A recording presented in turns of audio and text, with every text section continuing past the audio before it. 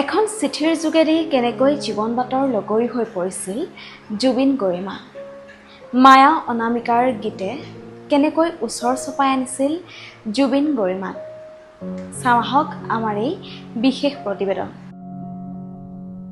নমস্কাৰ, চাবলৈ আৰম্ভ কৰিছে বেটাৰ এণ্ড ব্ৰাইটাৰ ষ্টুডিঅ'ত মই সুখিতা। মাত্ৰ এখন চিঠি, এখন চিঠিৰ দ্বাৰাই আৰম্ভ হোৱা এটা প্ৰেম কাহিনী, যিটো প্ৰেম কাহিনী বৰ্তমান একবিংশ শতিকাৰ শ্ৰেষ্ঠতম প্ৰেম কাহিনী নামেৰে অভিহিত হৈছে। এই প্ৰেম কাহিনীটো হৈছে আমাৰ সকলোৰে পৰিচিত, আমাৰ সকলোৰে হিয়াৰ আমঠু জুবিন দা আৰু গৰিমাবুৰ প্ৰেম কাহিনী। ৰোমিঅ' জুলিয়েটক কেতিয়াও অসমে দেখা নাই, কিন্তু অসমবাসীয়ে দেখিছে জুবিন গৰিমাক। এদিন মায়া অনামিকাৰ গীত শুনি জুবিন দাৰ অনুৰাগী হৈ পৰিছিল গৰিমা শইকীয়া। জুবিন দাৰ প্ৰথম গীতৰ এলবাম অনামিকা, আৰু তাৰ পাছতেই যেতিয়া মায়া এলবামটি মুকলি হৈছিল, তাৰ পাছতেই সমগ্ৰ অসমতেই এই এলবাম দুটিয়ে আলোড়নৰ সৃষ্টি কৰিছিল। সমগ্ৰ অসমখনেই জুবিন দাৰ অনুৰাগী হৈ পৰিছিল, আৰু এই অনুৰাগীসকলৰ মাজত গৰিমা শইকীয়াও আছিল এগৰাকী অনুৰাগী। সেই সময়ত গৰিমা শইকীয়া মুম্বাইত অধ্যয়নৰত এগৰাকী ছাত্ৰী আছিল। তেওঁৰ ভাতৃৰ মুখেৰে তেওঁ প্ৰথমে জুবিন দাৰ গীতৰ কথা শুনিছিল, আৰু তাৰ পাছত গৰিমা শইকীয়াই জুবিন দাৰ এটি গীত, অনামিকা এলবামৰ এটি গীত হাঁহিলে তুমি মুকুতা মণি সৰে, এই গীতটি শুনিছিল। আৰু এই গীতটি শুনিয়েই গৰিমা শইকীয়াই জুবিন দাৰ কণ্ঠৰ প্ৰেমত পৰিছিল। সেই সময়খিনিত গৰিমা শইকীয়াৰ এটা বিশেষ হেঁপাহ আছিল তেওঁৰ প্ৰিয় যিসকল অভিনেতা অভিনেত্ৰী হওক বা শিল্পী হওক, তেওঁলোকলৈ চিঠি লিখাটো। আৰু তেনেকৈয়ে তেওঁ জুবিন গাৰ্গলৈও এখন চিঠি লিখিছিল, আৰু অতি সৌভাগ্যক্ৰমে জুবিন দায়ো গৰিমা শইকীয়াৰ সেই চিঠিখনৰ উত্তৰ দিছিল। লাহে লাহে তেওঁলোকৰ মাজত চিঠিৰ আদান প্ৰদান বাঢ়িল। চিঠিৰ মাজেৰে তেওঁলোকৰ মাজত এটা বন্ধুত্ব গঢ়ি উঠিছিল। কিন্তু গৰিমা শইকীয়াই কেতিয়াও কল্পনা কৰা নাছিল যে সেই সময়ৰ এগৰাকী জনপ্ৰিয় কণ্ঠশিল্পী জুবিন গাৰ্গে চিঠিৰ বন্ধুত্বক সামৰি গৰিমা শইকীয়াক লগ পাবলৈ তেওঁৰ হোষ্টেললৈ হঠাতে গৈ উপস্থিত হ'ব। জুবিন দাক তেওঁৰ হোষ্টেলত দেখি গৰিমা শইকীয়া সঁচাকৈয়ে অতি আৱেগিক আৰু আচৰিত হৈ পৰিছিল, আৰু তাৰ পৰাই তেওঁলোকৰ মাজত আৰম্ভ হৈছিল এটা প্ৰেমৰ যাত্ৰা।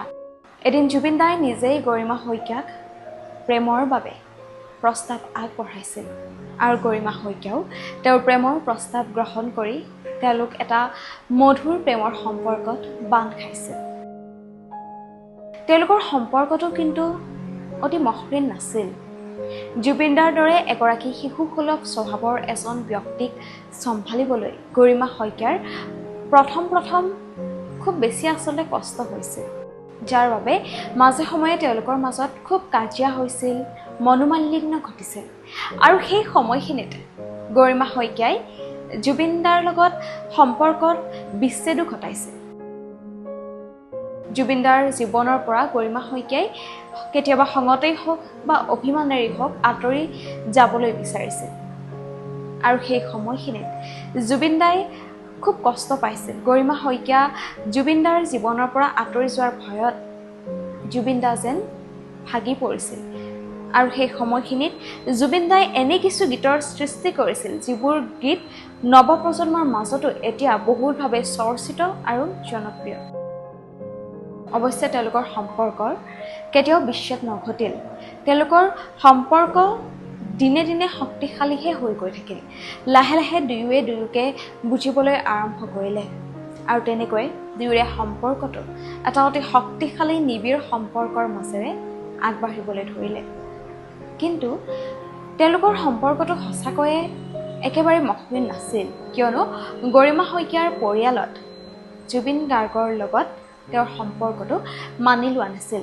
প্ৰথম অৱস্থাত গৰিমা শইকীয়াৰ ঘৰৰ পৰা গৰিমা শইকীয়াৰ পৰিয়ালে খুব বাধা দিছিল তেওঁলোকৰ সম্পৰ্কটোত, কিন্তু লাহে লাহে তেওঁলোকেও বুজি উঠিলে আৰু অৱশেষত 2002 4 ফেব্ৰুৱাৰীত অনুষ্ঠিত হ'ল জুবিন গৰিমাৰ সপোনৰ বিয়াখন।